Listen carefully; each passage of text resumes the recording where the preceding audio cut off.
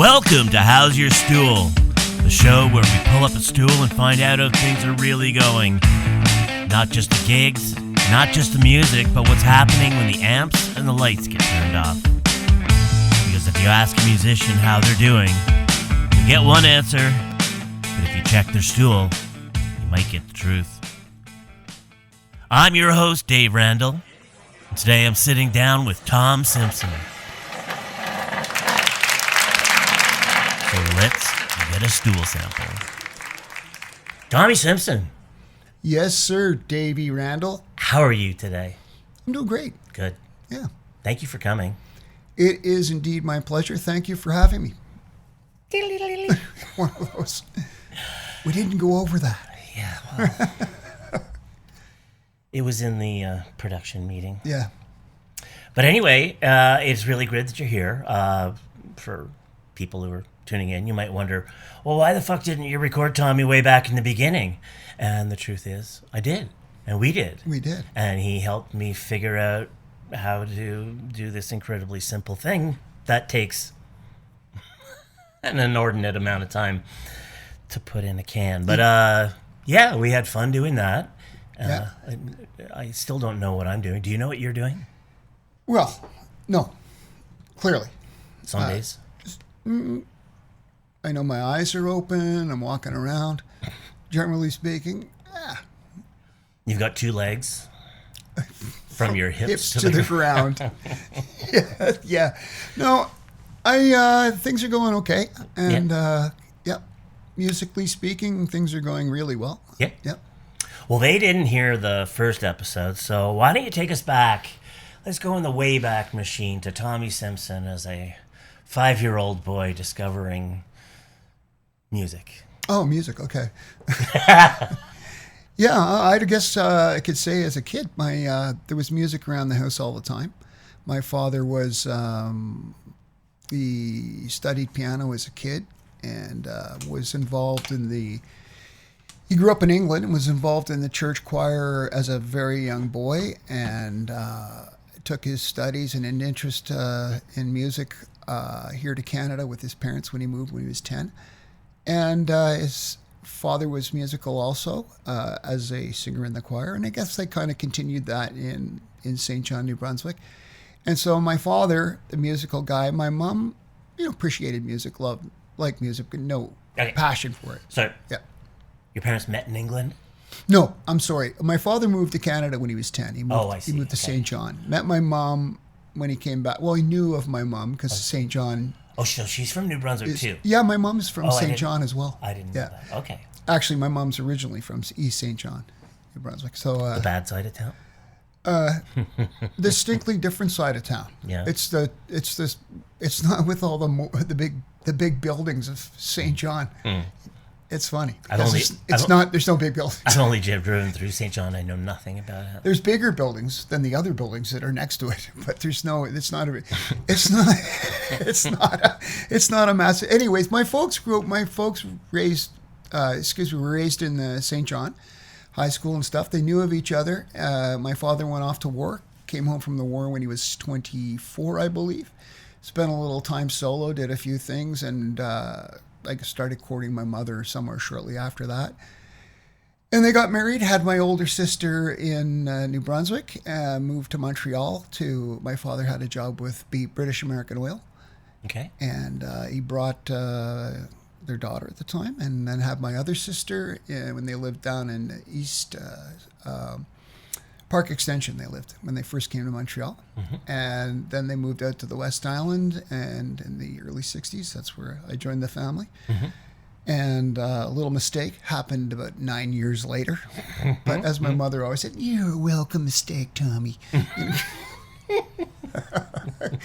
It always worked out that way. Anyway, so I remember as a little kid, my dad, I did the church thing as a kid, as many of us did, tag along and figure it out as you grow up. So I had some church experience as far as my father being involved in the music thing, which he didn't do after a while. I guess it wasn't working the way he wanted, but he always tinkled on the piano at home. And he had a massive music collection with a broad range of interest, mostly classical music and tons of bagpipes and pipes and drums and marching band stuff. He was passionate about that. Dad music. Very much dad music. And My dad dragged me to the whenever Highland Games. The Coldstream Guards, whenever they played in the Molson Center, or back in the day, the Forum. That was a great experience. So I really loved that. And I remember before Expo 67, there was a massive event at the Autostad with tons of British military stuff and everything. And they had that was a good show.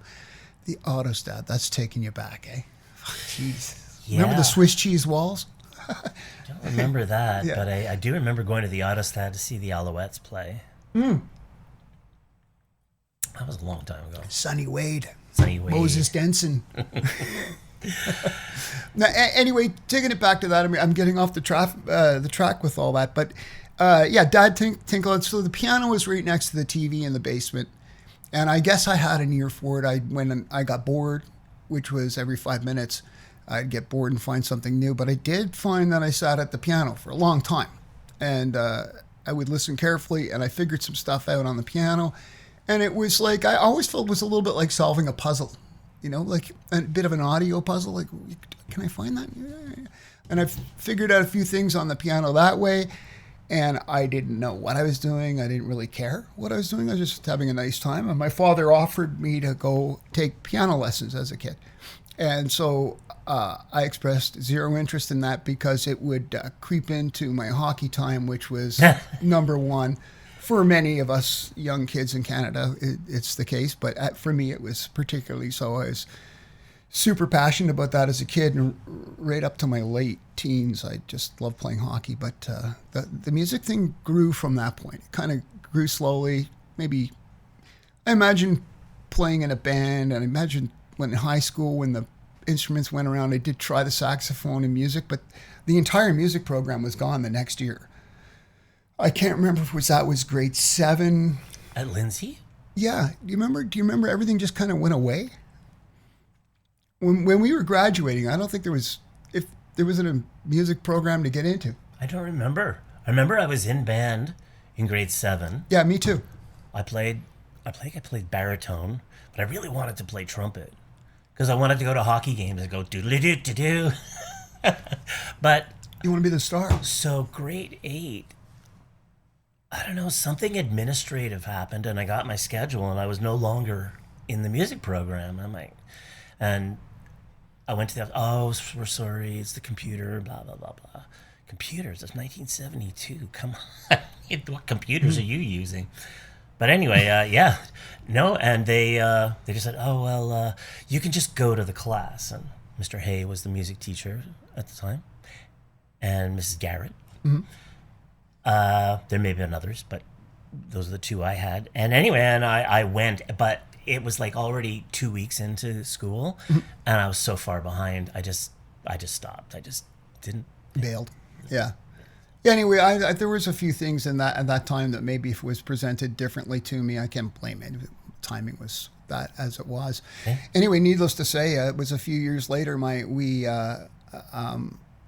dad got a classical.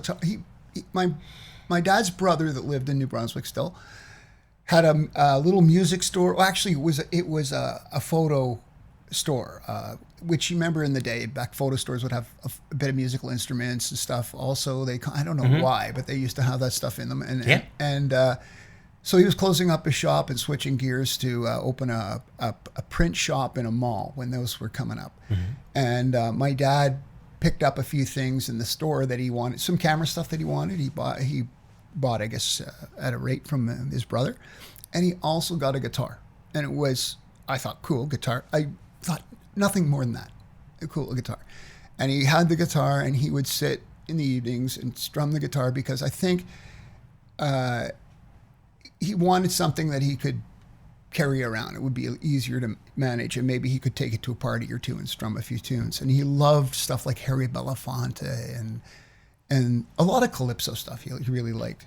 and some Disney tunes and stuff like that. Stuff you could hum, and even some, believe it or not, Beatles in those days. I thought, Dad, that's crazy. Anyway, he would, excuse me, he would strum away, and I think I learned a chunk of my swearing from listening to my dad fuss over the chords and watch him fuss over the chords. And it was kind of funny. But I remember going to the cover. I was going through the book, one of his books, and I came across the tune Bare Necessities. Oh, yeah. And I remember I think it was in F. And I was trying to play it. And I thought, this is hard. Because, I mean, you're starting with an F. It's impossible. I was trying to get my little finger. Yes, yeah. And they're like, no. So I did. I gave it a shot, and I threw everything back on the cover. I thought, this is stupid. Forget it. And then I was with a friend of mine, Jim. You knew Jim. Yep. Symington. And he was so into, like, he was the first guy who just introduced me to stuff like Rush and stuff like that. But someone else introduced me to Kiss, but Jim was without question, I think to this day remains the biggest Kiss fan I know, or Ace Frehley fan. He was a huge Ace Frehley fan, and which is totally cool. I mean, at the time, I thought it's cool, and macho Kiss music. What is this? So it rocked. I was a kid, and so Jim had a Kiss book, and I think he had like the live album or something, and they were, with the chords mapped out. And I remember looking at them and memorizing a couple of them and going home and trying those. And it was like an A and a D with Dr. Love or something. It was before that, but whatever. I'm looking at your Rock and Roll Over album. And it was suddenly it was magical because I was making the sounds that I heard, and it seemed to be pretty easy until we got back to that F chord. But anyway, that's how I got my thing and my involvement in music. And the second time I picked it up, that was it. I had the bug, and it was head down. And I've learned in my life, my neurodivergent brain, when I get onto something like that, and it becomes the food of choice for me, it fires every aspect up. And I think that the thing I love the most about music is the thing that's remained consistent from day one till today is that I love puzzles. I love, just picture puzzles. I love number puzzles, Sudoku, and I love that kind of stuff. I'm not a big crossword guy or anything, but there's something about that kind of working on things, and I just find that playing the guitar is like a puzzle. It's like these sound events happening over time, and then you throw your muscle memory into the whole thing and the rhythm, and I just think that if you're listening carefully and you're trying to learn that part, or you're creating a part and you're trying to make it fit perfectly, the effort it takes and all that work is like developing the muscle memory, and you're expanding yourself, but it's solving puzzles as you go each time. You get a little further into it and further, and it's an endless puzzle. So there's no end to it, which is cool, but there's stages where you feel like you've accomplished something great. You've had that feeling when something that you imagined 6 months ago, you just listened to it, you thought, how do you play that? Well, it does make me think. When I started playing guitar, I was doing it on my own, using a Consumers Distributing classical guitar that I'd replaced the nylon strings with steel strings. Right. Because that's what you do. Oh, yeah. And I think my parents had offered for me to take guitar lessons, but it just didn't work. I felt like I was like way behind the class, and anyway, it got stuck in a bag in the back of my closet. And then one day, coming home from school, nothing's going on. I'm at home alone. Just it was amazing before the internet, right? The things we would do to occupy ourselves, it's just crazy. So, putting the needle back. There was this guitar in the closet. I took it out, and there was a little booklet that came with the guitar. It's like maybe 6 pages. I remember it was pink, and I opened it, and the guitar was not tuned for one thing. But anyway, I made the guitar shapes, and I did just what you said. Just going from the D to the A to the G to the A to the D to the A to the N. I'm sure I drove my parents crazy with it, but before you knew it, I was singing She'll Be Coming Around the Mountain. I continued on. I never really dove into it head first, but the guitar was a fun thing. And then, so when I am getting back to your point there about when something where did that come from? So when I started getting together with you and Bruce and Pete, and it just turned out we were all kind of learning guitar at the same time. And I remember we used to get together in my parents' basement, and somebody had an electric guitar. Holy crap, an electric guitar. And we all took turns wanging on it. Was that Pete's Northern? I don't know. It was before that. It was a truly piece of shit guitar, but it was electric and it had strings and it had an amplifier. Anyway, I just remember sitting there, and this is even before, I don't think we even drank back then. We were still 16, 17. Anyway, I just remember it was my turn on that electric, and I was learning bar chords, and I just found a bar chord and I went, diddle-dow, diddle-dow. And then just out of nowhere, I just went down, down, down, down, down. And I went, what the fuck is... I figured that out. And so those are monumentally inspirational moments when you make that sound. You make that sound, and you discovered it. Yeah. You didn't go to YouTube and look it up like I do now. Well, it's a fast route there, but you got to make sure that whatever you're learning is... I shouldn't say that. If it's good for you, who cares? I get caught up in that. I'm a detail guy. I like that. I always start simple, but I like to know, even if you're going to do your own arrangement of a cover tune, knowing the cover tune, how it goes, and the guitar parts multiply, or piano parts, and whatever the parts are, understanding the song has become really important. But that's something you kind of get to, I guess. Yeah. I can't really say there was a specific, certainly in relation to starting guitar, but like a musical style or a band or anything. I knew who the Beatles were. I had access to my older sister's record collection, which was like a lot of Monkees stuff, but I love the Monkees. So I don't remember, falling in love with the Rolling Stones or the Beatles for that matter. It was just like music was just around. So was there some music, either as a result of learning guitar or just your own maturation, that you said, "Oh, I really like that sound. I like that band." What inspired you? Oh, that's funny. I think first of all, right out of the gates, it was that sort of testosterone connection with slamming out a loud chord on an electric guitar, or imagining it's electric guitar when it's your classical. But that's the kind of inspiration you get. So I was really into that's I think Kiss filled that spot, and they just were loud and pretty straightforward, not too complicated, and easy. The Donald Trump of rock and roll. Yeah, easier to access, I guess, at that skill level for me at that time. And I still see myself as a hack. I don't see myself as a super accomplished guitar player. I support well.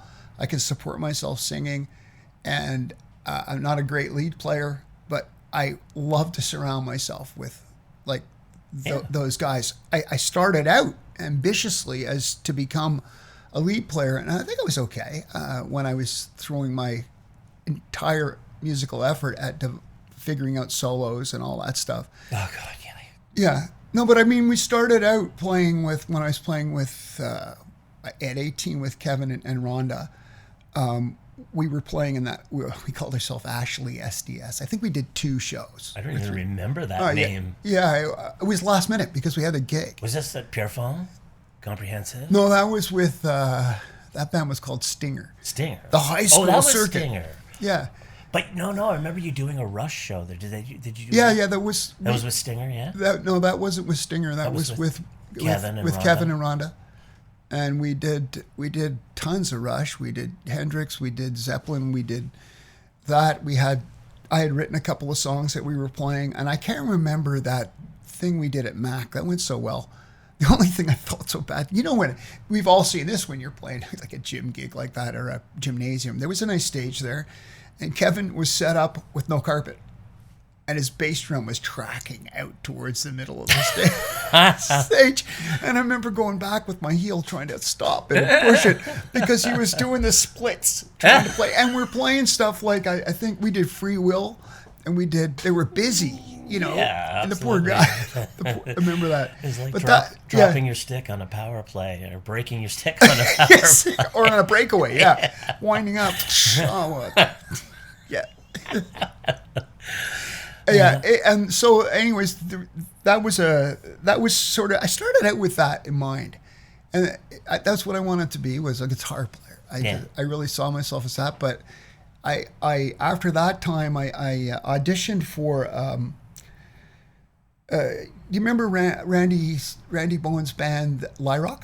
Well, actually, it was Larry Hughes' band, Lyrock. Yes. Yeah. Well, there was a spot open. I heard about it, or Randy called me, and I went over to his place.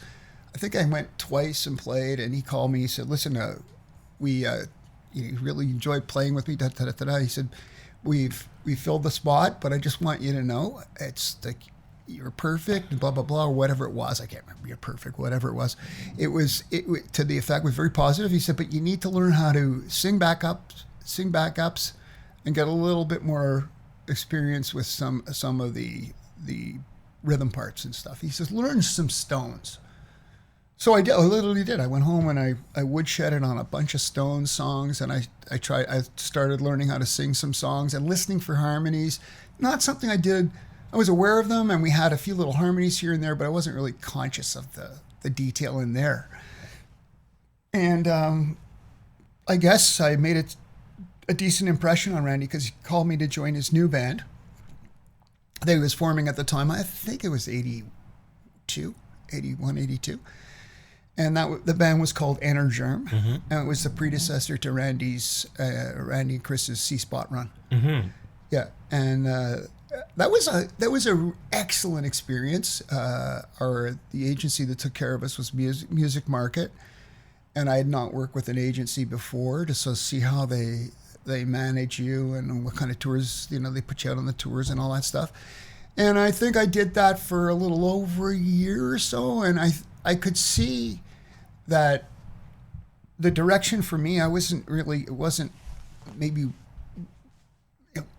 There was change. I had, and I was new on the road, and there was all kinds of things playing into it. So I did not. I left that band, and the band they disassembled, and Randy and Paul Moore went on with Chris, and I formed a band here with Kevin Don and James Collins and Ron Wu. Mm-hmm. And we were called Panic. Oh, yeah. Yeah. And we went back and we went on the road with that band too. And we did some work on the road and stuff. And that was a good experience. Lots of... the road's a real test. I think what I learned was maybe I take on... when I don't delegate well. Because I'm an idiot, I think it has to be done my way, which I'm conscious of it. Like raising and lowering a mic stand. Yes, yeah. Yeah, we're all alike.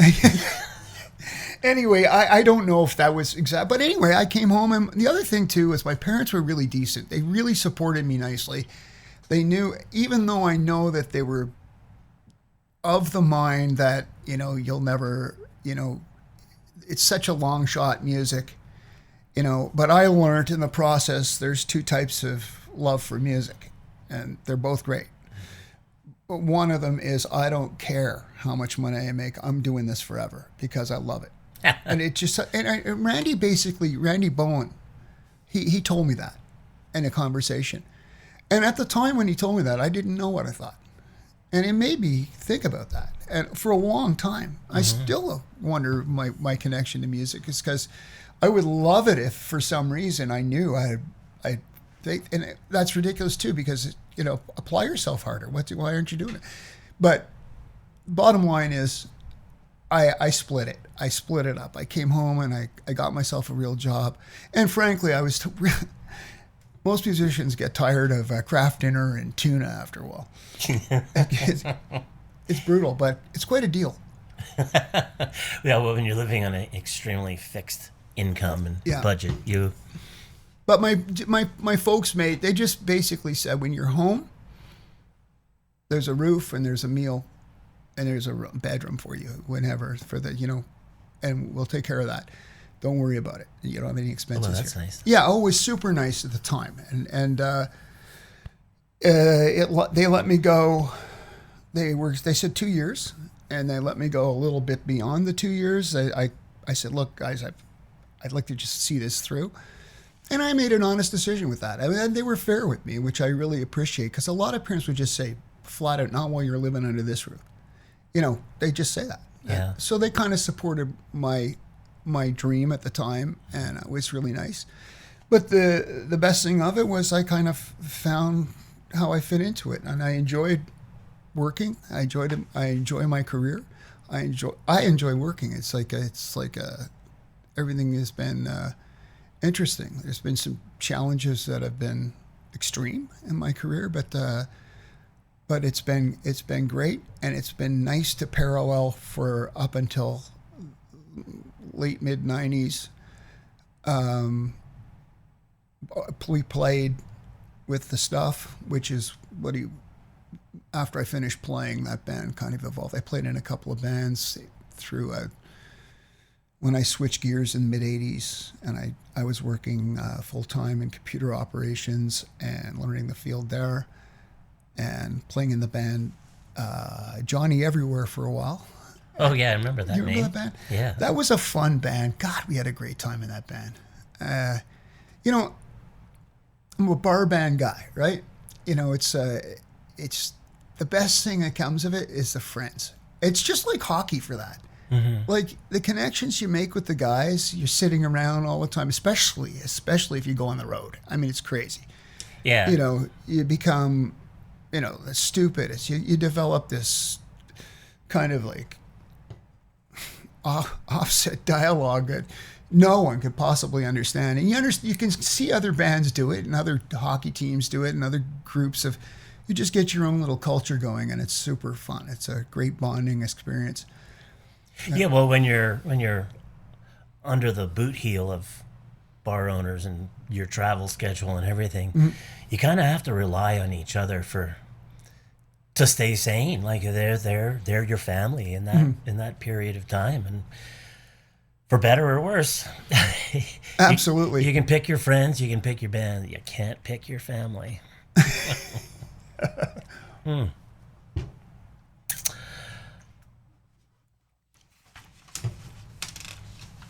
Oh, so we were talking about you had Panic, and you toured with that, and then you went to the Stuff. Yeah, after we did the Panic tour, we had changed drummers. We had Jerry Callahan join the band before we went on tour, and then when we came home from that, I left the band, and I think they continued playing. I think they played with John Van Dies. John Van Dies. Yeah, and as the singer? I can't remember. I never saw them play. I didn't see them play. I don't know if there were hard feelings with the guys or not, but I don't think so, because James was still there, and I went and auditioned with another band, and I decided that I'm going to lay off for a while, and then mm-hmm. I don't remember how I was introduced to the guys for Johnny Everywhere, but that's where I met Glenn and Ian. Glenn Hamilton on bass and Ian Spencer on keyboards, who remain awesome friends, and they're both terrific musicians. Yeah. And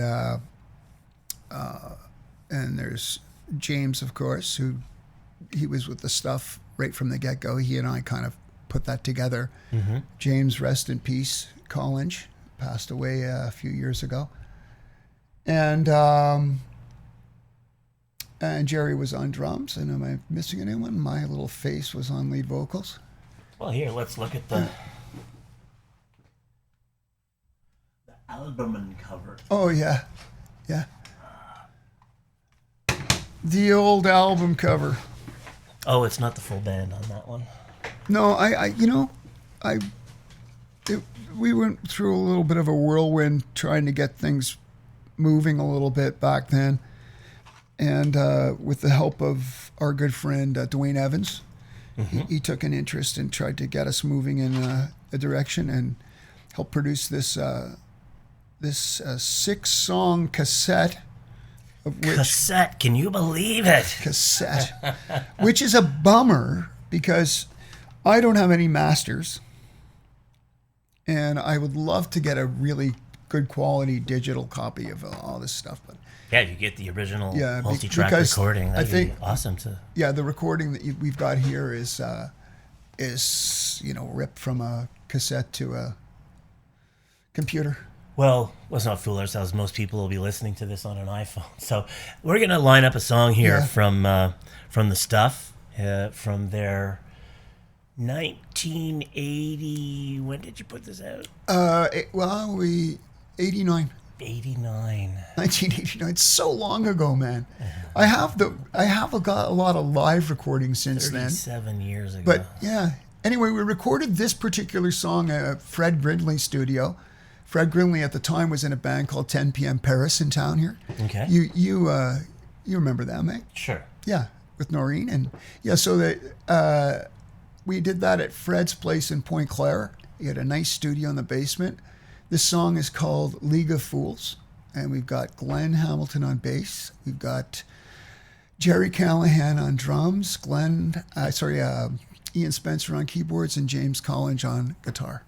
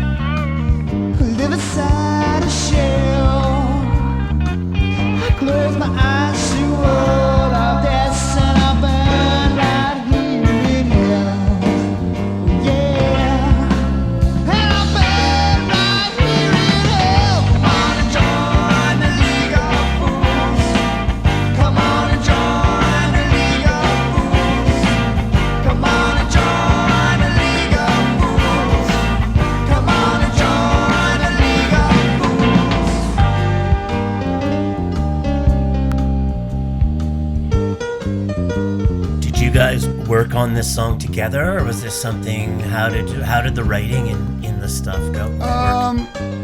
The writing process at that time was most of the writing work that I've done. I usually what I do is I come up with my idea separately at home, and I'll put down either a couple of tracks or just the chords with my voice, just to present the idea. If I have as much of it as I have, if I've got a verse and a chorus, or I've got the whole song done, it doesn't matter. I'll bring it to the guys and play it. Sometimes I'm stuck. I need to, and first we start. Does this sound interesting? You guys want to work on this? Does this catch anything? No, yes, no, yes, yes, yes, yes. We got votes. We go. And then we start to pick it apart, and then we throw ideas around. And the way I typically, I've gone through phases of writing on the guitar, on a piano.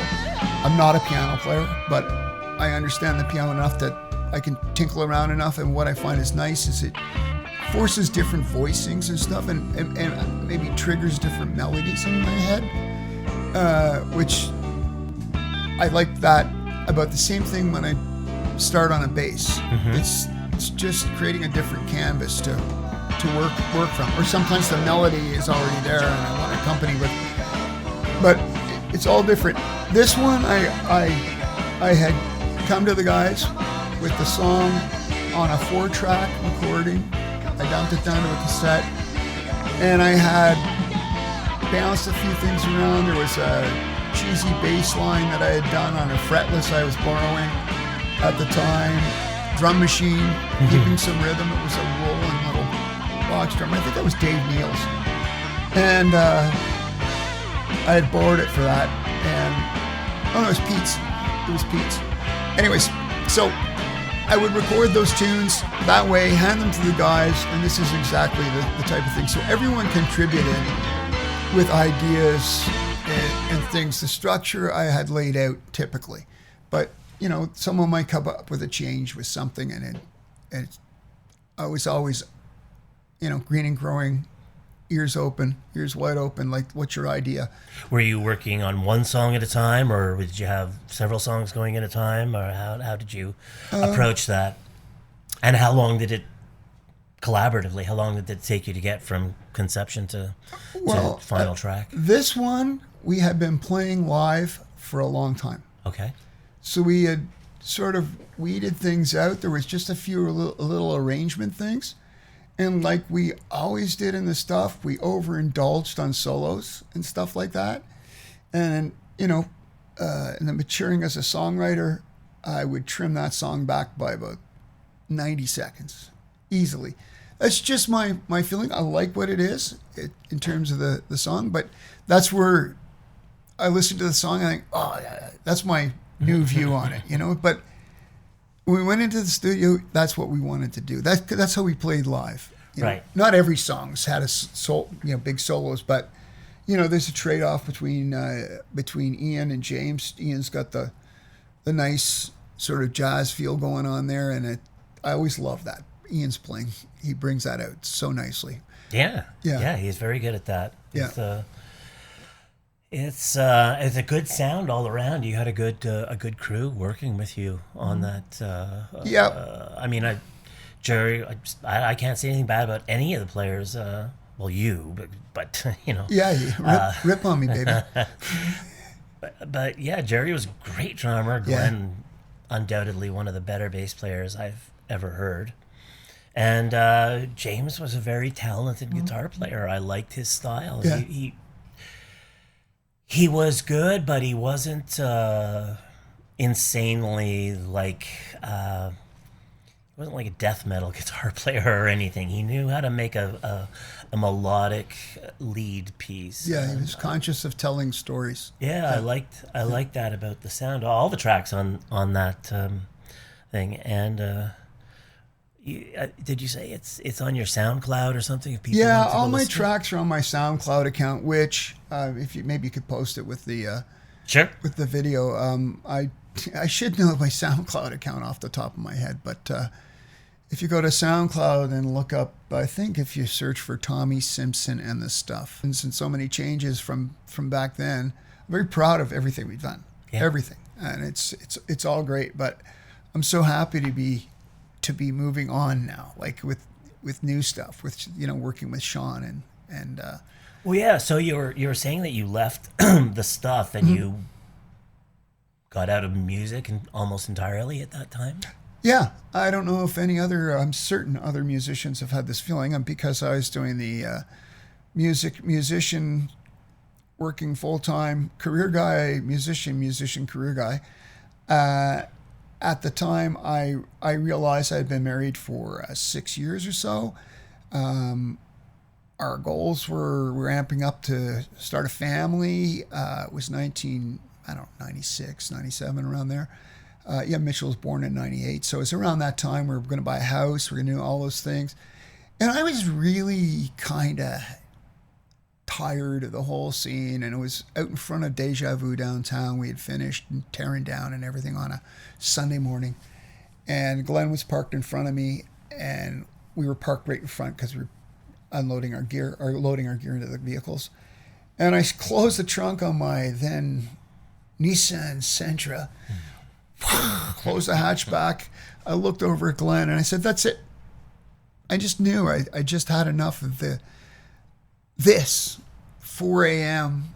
And my Sundays at that point in my life were Sundays. I had to go be Tom with the family. I wasn't a dad yet. Oh, family. But I had to go be Tom with the family and show up and be, and it was tiring trying to do all that stuff. And I thought, no, I'm just going to lay back. And I let it slide to the point where I played every day almost, mostly acoustic guitar. It's always been in my office in the house, and endlessly strumming and playing. So I never really stopped playing.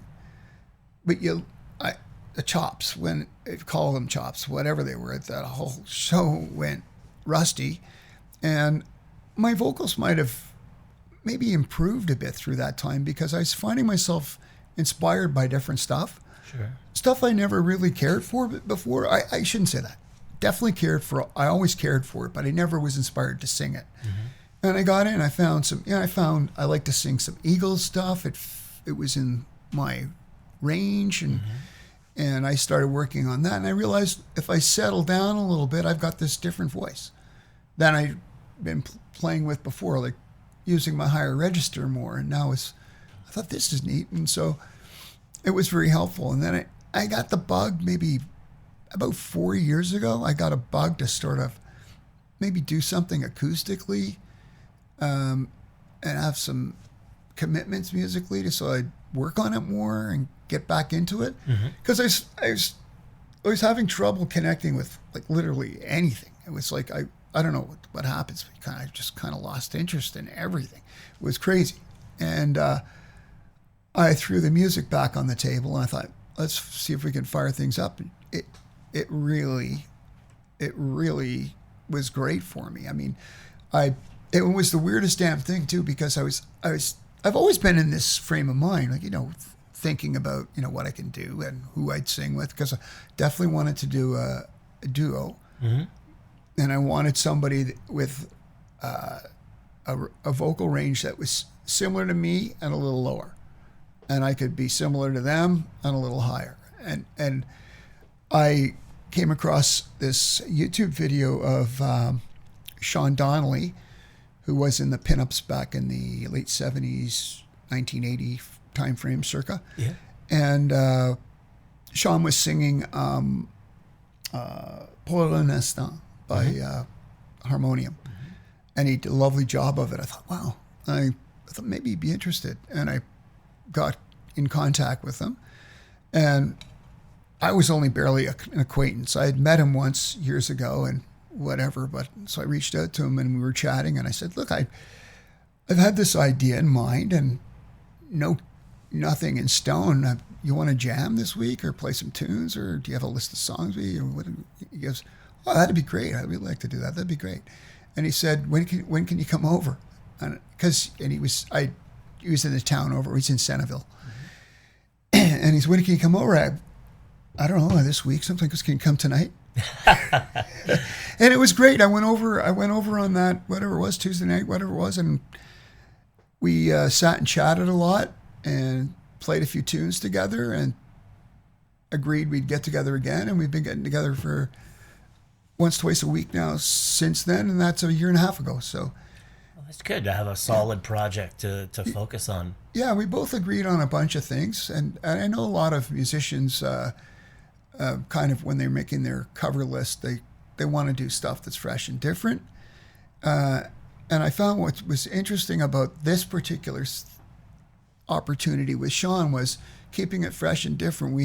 I had this new, because we both sing and we both have slightly different ranges and styles, absolutely. I'm a little bit more R&B-ish and that side of things, and Sean, like old school R&B, and Sean is rock and roll.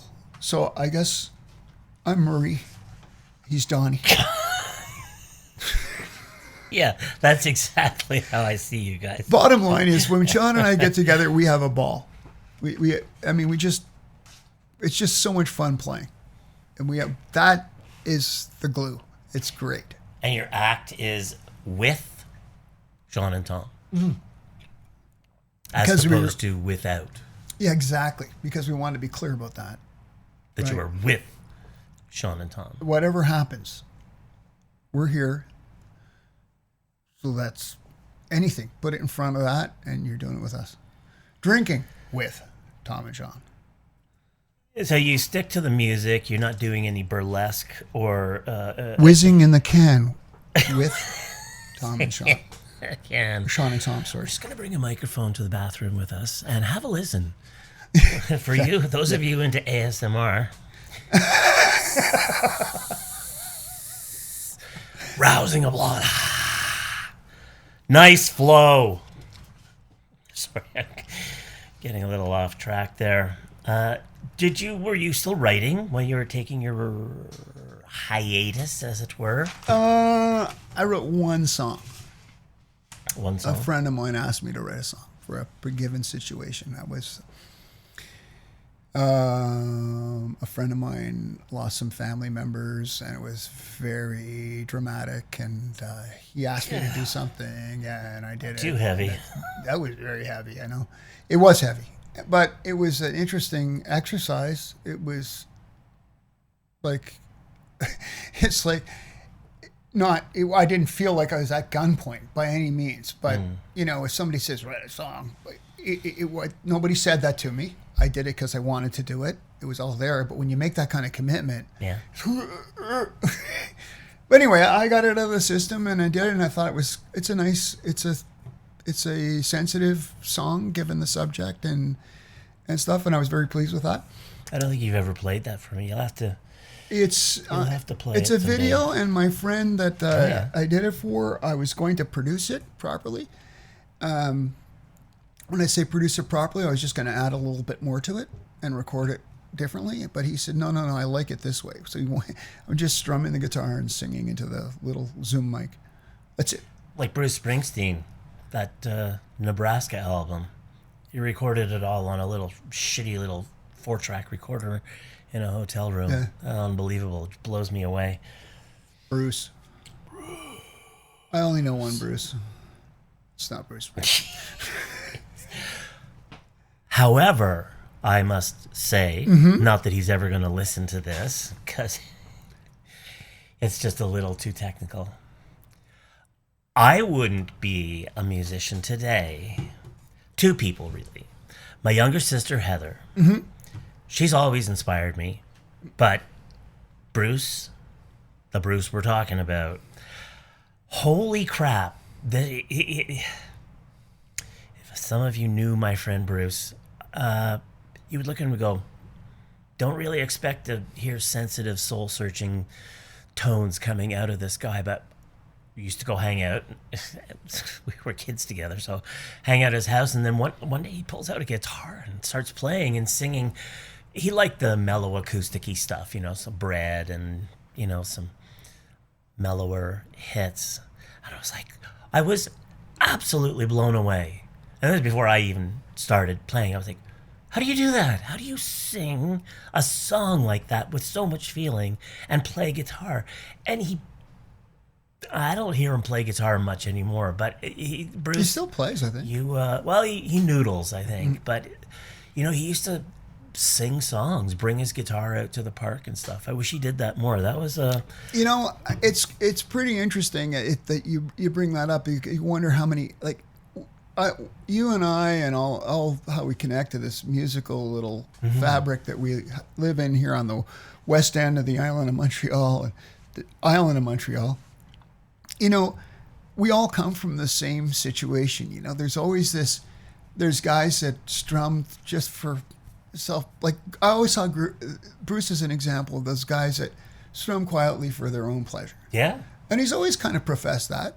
Yes, But absolutely. to your point, he's not. I don't think he's aware of how nice he sounds. Yes, absolutely. I tried many times to invite him to come along and could just come up and sing a song. Oh my God, no, he's so. Oh no, I don't see him. I just don't see him. Think two words you don't associate: Bruce and shy. But he's painfully shy when it comes to getting in front of people. Yeah. But God help you if you know him, because the gloves come off. Yeah, there's no such thing as shy. Yeah, and that's a great thing. I love that. It's funny like hell, and he's got a great sense of humor. But anyway, what I was saying about that is that it's interesting that all these different characters and how they love music and play their music like that. And you know, I bet you a lot of guys or a lot of musicians, gals and guys, have people that they've heard sing in the car or something. And it's like, what the you should sing.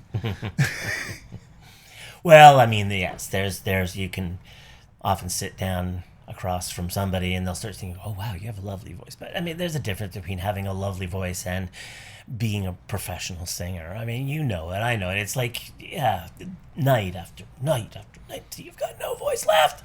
That's when it really becomes. That's quite the experience. Do you have the talent to do that kind of thing? So there is a like a precipice between for sure just doing it for shits and giggles and doing it for real. You're doing what you want to do now. In terms, like, I mean, doing your duo acoustic act, doing, you know, some great old songs. I've heard you guys, and you do pick out an eclectic pick of songs. Yeah, and, that was our goal, is to have some interesting songs. And to do the local bar scene, you know, plan on touring Newfoundland or anything like that. Although I'm going to tell you, everybody would say the same thing. The stories are insane, but and that's true. But you would have to go a long way to find people that are as warm, welcoming, and kind as Maritimers, and maybe the cream of the cake would be the Newfoundlanders. Yeah. They're such a wonderful group of people. Yeah. I particularly like Alex Newhook. Yes. Yes, Alex. You go. Because goddamn, show up tonight. We need some points. Yeah. We need some points so we can get a W here. Yeah, we do. Because it's crunch time. Absolutely. Because we're going to Vegas after this, right? Well, that's the plan. I won't be going, but who knows, eh? We'll drive down from San Diego. I mean, down from San Diego. We'll drive down from Santa Clara. Yeah. Why would we drive from Santa Clara? We could... okay, we'll drive from Anaheim. Where that big toxic chemical tank is about to explode? The closer we get to that, the better. Fucking easy. Free drugs. Yeah. Hey, listen. I think we should jam right now. We can do that. But we're going to have to turn the microphones off first. Yeah. Because the copyright popo don't like to hear no other... Yeah, I know. What stuff. A hassle, eh? Yes, it's a hassle. But anyway, we are running down on the clock here. Yep. And I have enjoyed this immensely. We'll do it again if you're open to it. Have you back? We'll tell some more stories. I love Newfoundland stories. I love road stories. And I never went to Newfoundland ever for any reason. I'd love to go to Newfoundland. And put it on the list because it's it's breathtaking and surprising. You know, if you've seen pictures of stuff, if you drive across Newfoundland, it's beautiful. Like the middle of Newfoundland is not what you would expect it to see. It's beautiful. It's gorgeous. It's I know we did it in a band, and you kind of, if you're doing it, it's not just us truck drivers, many of them. driving some of those roads, watching the sun rise. Yeah. And it's breathtaking. It's just gorgeous, and it's definitely something well worth seeing. And St. John's, Newfoundland, is really pretty, and that harbor it's a remarkably unique piece of geography. I mean, that it's like somebody said, "No, we need a harbor here. Dig a hole, keep it like this, and open the sides, keep it protected from the wind." It's amazing. It's just this massive, perfect harbor. Well over hundreds and hundreds of years, I guess they figured out how Yeah. to set up. Anyway, that's great. I love road stories. I don't have a lot to talk about. I never really spent any extensive time on the road, but back in the 80s, we did lots of gigs, and shit happens, and it's fun. And I can't say that entity was for me, but fuck, I had a lot of good times. Yes. A lot of good laughs, and the rest of it was just whatever. But yeah, friends hanging out, doing silly things. Yeah, well, I've learned that these last little while getting back into the scene here, there's a lot of dudes out there that are working really hard as full-time musicians, particularly a couple of guys on the local scene here that I've been watching them, what they're doing and how they're working, and I am super impressed with how hard these guys work. I'm coming into this as I talk about being a musician, and I've been out of it for a long time, just getting back into it, thrilled to be doing it, but I'm super impressed with what's going on in the scene, and there seems to be a lot of action now. It seems to be picking up slowly. It's not a big thing the way it was when we were younger, but it's nice, and I'm going to tell you, one of the most amazing things about this point in my life as a musician, some of the gigs are over at 10. That's true. Yes, indeed. Jesus, hockey game starts at 8 tonight. And the last time, because it went into overtime, I was like passing out. Yeah, absolutely. Can you imagine starting at 10, gigging at 10? No. I had been doing that, and it came to the point where I'm supposed to play Friday night somewhere, and the first set's at 10, and here it is Thursday night. It's 9 o'clock, and I'm like nodding off. How the hell am I going to get to that? So that is wonderful. Yeah, it is. Yeah, it's a great thing. Yeah. It's a sad statement, though, eh? Oh. Rock and roll. What time do I go to bed? Well, let's put a pin in it there for now. We'll come back on another day and right on, Dave. Talk about more stuff. Thanks very much. I had a blast. Thank you. Just casual conversation with buddies. All right. Cheers, man. Cheers, bud. And you take care. And I will see you later on the Menenges. Safe driving.